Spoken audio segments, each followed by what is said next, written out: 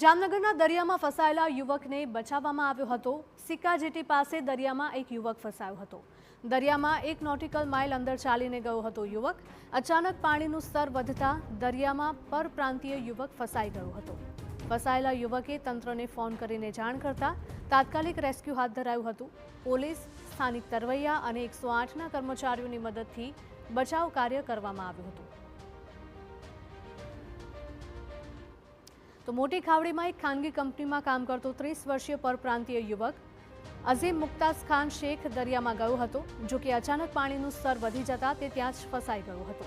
તંત્રને જાણ થતાં તાત્કાલિક રેસ્ક્યુ મિશન હાથ ધરાયું હતું। લગભગ અડધો કલાક તંત્રની જહેમત બાદ આખરે યુવક દરિયામાં ડૂબતો બચ્યો હતો। દરિયાઈ પથ્થર વાગવાથી યુવકને સામાન્ય ઈજાઓ થઈ હતી।